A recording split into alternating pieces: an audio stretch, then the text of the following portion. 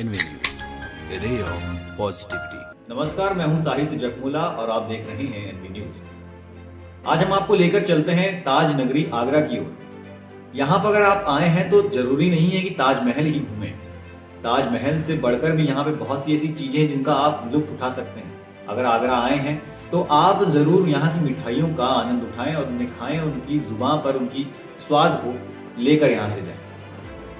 अगर आप व्यापार के लिए अगर आप आगरा यहाँ पे आना चाहते हैं और स्टार्टअप अपना शुरू करना चाहते हैं तो आप यहाँ पर आएं और अपना बिजनेस को कैसे आगे बढ़ाएं, आप आगरा शहर से भी शुरू कर सकते हैं। हम आपके लिए लेकर आए हैं स्पेशल रिपोर्ट, आइए देखते हैं ये खास रिपोर्ट। आगरा भारतीय राज्य उत्तर प्रदेश में यमुना नदी के तट पर स्थित नगर है।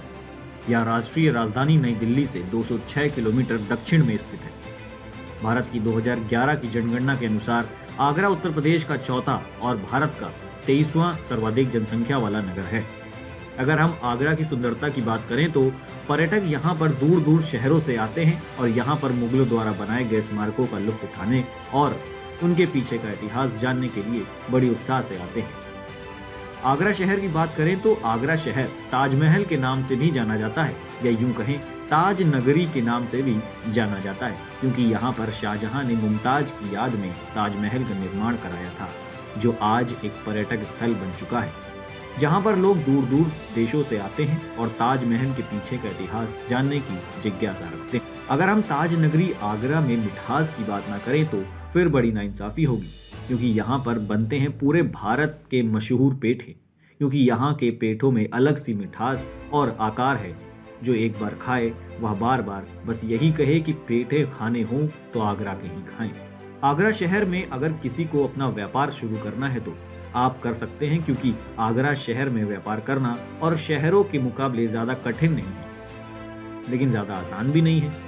अगर आपको कोई व्यापार शुरू करना है तो आप आगरा शहर को चुनकर बेशक कर सकते हैं। चलिए आपको दिखाते हैं एक रिपोर्ट कि किस तरह से आगरा के निवासी ने आगरा के इतिहास को अपनी पैदाइश से बदलते देखा और उन्होंने अपना व्यापार वहां पर शुरू किया। मेरे हिसाब से देखा जाए तो यार आगरा, मैं तुम्हें बताऊं, रोड्स वगैरह काफ़ी यहाँ पे रुकी हुई हैं। जब बचपन में थे तो मिट्टी का एकदम पूरा एरिया या टूटी फूटी रोड तुम देखते हो क्या, अंडर डेवलप जो चीज़ें रहती थी सिटीज़ वगैरह में, वैसा कुछ माहौल रहा था उस ड्यूरेशन में। लेकिन आज के टाइम पर देखा जाए तो काफ़ी चीज़ें चेंज हुई। फैक्ट्री डे बाय डे खुलने लगे हैं आसपास, एम्प्लॉयमेंट बढ़ गए, ठीक। और जिस जगह पर कल तक कोई शोरूम्स नहीं हुआ करते थे, शोरूम्स खुले, मॉल्स खुल गए, इवन कुछ मॉल क्लोज भी हो गए ना चलने के चक्कर में। अभी भी इतना डेवलप नहीं है, लेकिन बहुत हद तक देखा जाए ना, मैकडोनल्ड का आना, बड़े बड़े ब्रांड्स यहाँ पर आए, ठीक। और लोगों ने देखा जाए तो ओमैक्स जैसे बड़े मॉल्स को या थिएटर्स को भी अपनाए ड्यूरेशन में, जहाँ 100 रुपये की टिकट कोई इंसान खरीदता नहीं था पिछले टाइम तक देखा जाए। आज के टाइम पे इंसान अपनी लग्जरी पे 400 रुपये तक खर्च करने को तैयार है, 500 रुपये खर्च करने को तैयार है, जस्ट फॉर फ्यू आवर्स। तो उससे भी देखा जा सकता है कि डे टू डे लाइफ में कितने सारे चेंजेस आए। कल आप और मैं भी अगर जाते थे तो बाल कटवाने सपोज करते हैं तो 20 रुपये एक नाई वाले को देते थे। आज के टाइम पे हम भी जाते हैं तो 200 रुपये तक स्पेंड कर देते हैं अपने सिर्फ हेयर स्टाइलिंग के बेसिस पे।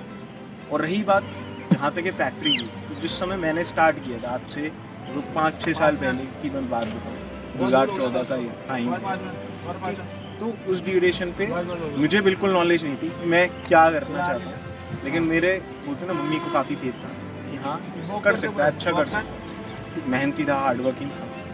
तो पापा के कोई मिलने वाले हैं, पहले उनसे पूछा तो उन्होंने कहा नहीं, कहाँ डाल रहे हो लड़के को इस फील्ड में, कहाँ स्ट्रेस के माहौल में डालना चाह रहे हो, आप इसको पढ़ाओ, आगे बढ़ाओ, इस सब में कुछ नहीं रखा। तो वही वाली चीज़ कि इंसान नहीं चाहता अपना काम डिग्री करे। फिर टाइम बदलते चला, फिर हमने 2-3 जनों से और बात की, और बात करने के बाद यार ये लगा कि नहीं, काम तो करना है, क्योंकि आगे पढ़ाई का स्कोप अपनी जगह है, वो एक लॉन्ग टाइम है।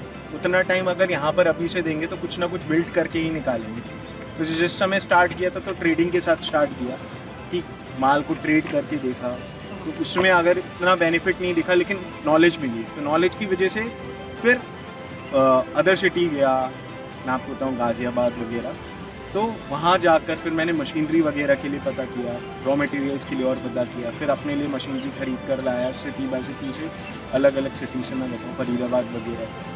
तो फिर पहले स्टार्ट किया था 2-3 मशीनों के साथ, ठीक, महज मैं कहूँ तो 2 लाख के इन्वेस्टमेंट के साथ धीरे धीरे बढ़ाते काफ़ी अच्छा टर्नओवर हो गया भगवान के आशीर्वाद से। ठीक, मेरा मानना ये है कि यार आगे इस फील्ड में काम तो है, लेकिन काम सिर्फ उनके लिए जो टेंशन लेकर भी आगे काम करना चाहते हैं। ये नहीं है जिनको अपना कंफर्ट जोन नहीं छोड़ना, वो आगे प्रोग्रेसिव नहीं हो सकते यार। इस चीज़ उनके लिए है भी नहीं, बना भी नहीं। उनको लग रहा है तो वो जॉब में जा सकते हैं। मैं नहीं कहूँगा कि जॉब में वो नहीं है, ग्रोथ नहीं है, जॉब में बहुत ग्रोथ है। लेकिन अगर आप 9 to 5 से हटकर कुछ करना चाहते हो तो हाँ भाई, उसमें स्ट्रगल है, बहुत ज़्यादा स्ट्रगल। और कोई भी जना फैक्ट्री डालना चाहता है तो डाल सकता है। बस इतना है कि सबसे पहले बेसिक नॉलेज ज़रूर ले, ठीक, जैसे कि आज के टाइम पे नेट की फैसिलिटी है, तो आप देखो कि आप उस फील्ड में क्यों जाना चाहते हो, उसके प्रोज क्या है, उसके कॉन्स क्या है, उसके बाद जाकर आगे बढ़ो। उसमें इन्वेस्टमेंट करोगे तो कहीं आपका पैसा तो वेस्ट नहीं हो जाएगा। अगर आपके पास स्मॉल इन्वेस्टमेंट है तो उस हिसाब से चलो।